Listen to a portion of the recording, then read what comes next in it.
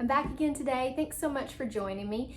If you have not taken time to like, subscribe, and make sure to hit the notification bell, I would really appreciate it if you would do that real quick.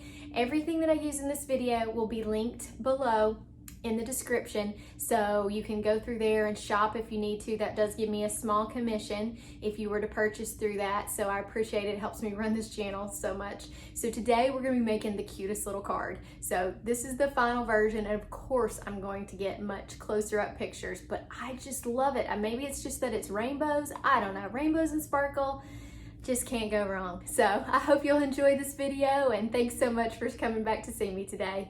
Here's the project that we're going to do today. It's a fun rainbow sunburst with the s'more from Fawn. So we're going to get into how we ink blended. We're going to look at how we're die cutting these things and some of the embellishments that we use. I will make sure to link all of these products in the description below, so don't worry about keeping up with what it is. I'll also pop up on the screen the colors. We're starting with Festive Berries.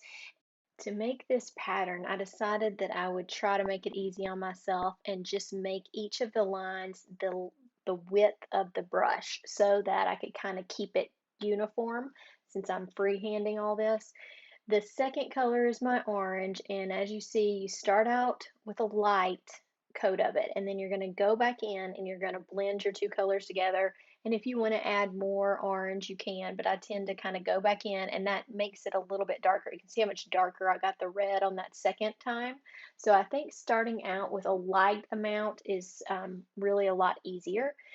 Now, as I put my third color down, you get to see a little bit better this blending between the colors.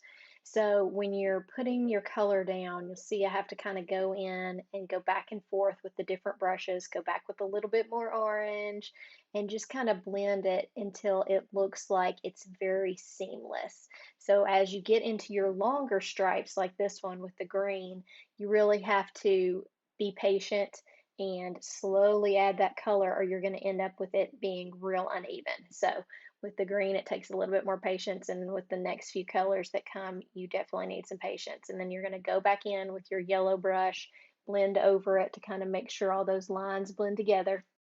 So you'll see us blending back and forth. This that I'm blending on is called Bristol Smooth Paper.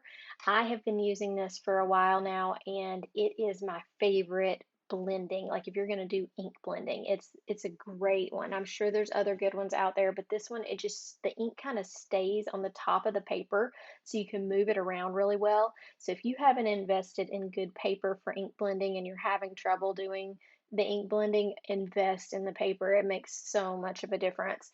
We'll still pop up the colors, but I'm going to speed this up now and just let you enjoy this blended rainbow. So I'll put all the colors that are going into it and play you a little bit of music, okay?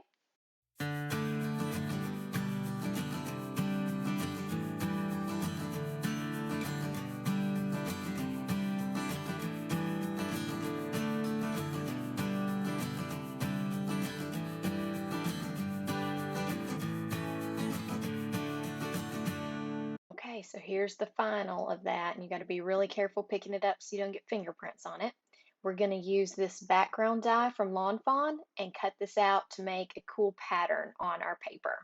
When you are lining this up, you really do want to make sure that you line it up in a way that the stripes are pretty even, and that the stripes, when they're cut out, it's not wonky. So just be real careful how you do that.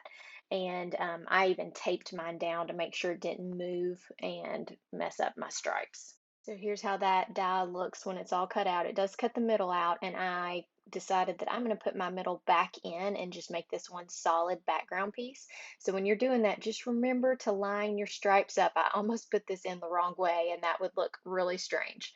Before I glued these two together, and actually I'm just going to like tape it together on the back, I decided to use some sheer shimmer spray. I'll make sure to link this below. This is the best sparkle spray that I have found so far.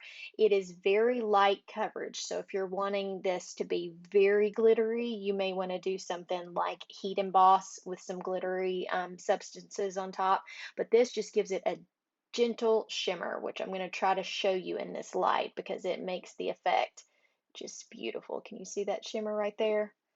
Really pretty. So I want to show you the die that we'll be working with from Lawn Fawn today. This is called Smiley S'more.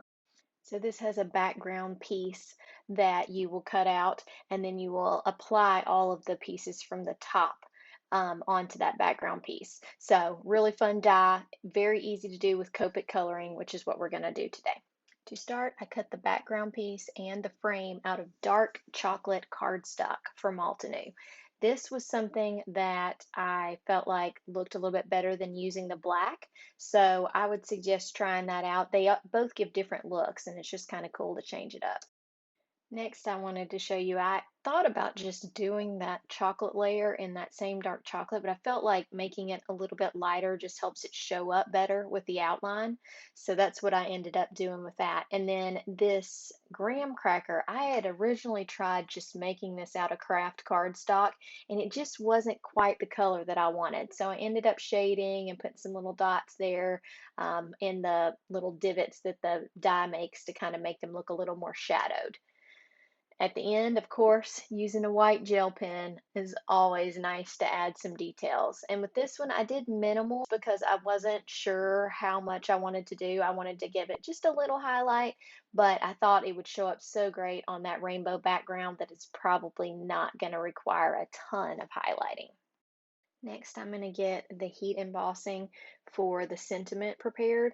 I used the same dark chocolate cardstock from Altenew, and I spread my sentiments apart because I know I'm going to cut these apart. So I've got them with a little bit of distance. I've prepped my paper with my powder bag.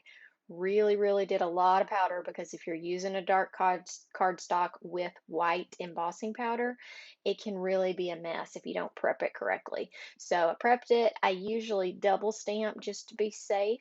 And then I'm going to use some bright white embossing powder, and I'll kind of flip through that, show you how I did this. I like to let the layers sit here for a second, especially with white and small writing.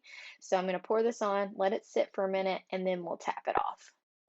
I zoomed this ahead so you could see what the final looks like with all the powdery residue.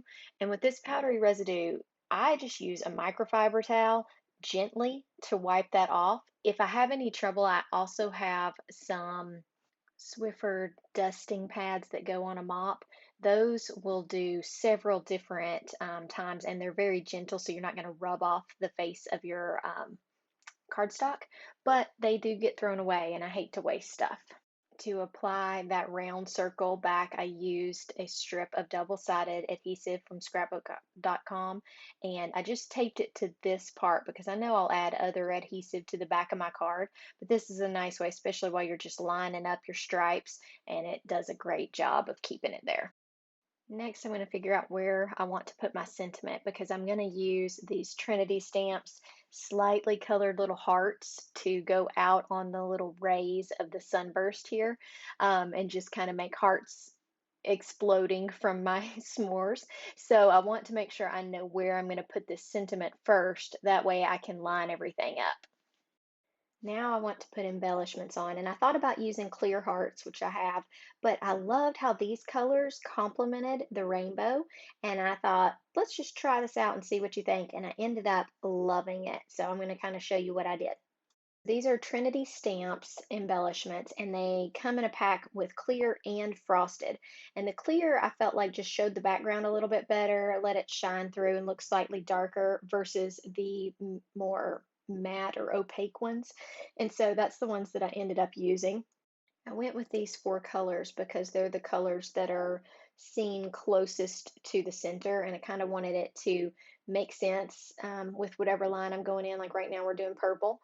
So I felt like that looked really good. The other thing I would advise when you're doing lots of embellishments is to have some kind of tool. This is the Studio Katia tool with the wax tip, which helps you kind of pick it up. Great tool. There's lots of other ones out there on the market too. But once I finish this, I'm going to kind of show you the final. It looks so cute with all these different colored embellishments on it. I'll see what you think. I'm popping up the final product. I wish you could see the shimmer on the front of this. I think you would just ooh and ah, but it is an amazing card. I think it's one of my favorites so far. I'm so glad you stuck with me on this video. If you haven't gotten a chance to subscribe or like, make sure you do that. And all the products that I used will be in the description below. So hope to see you again soon.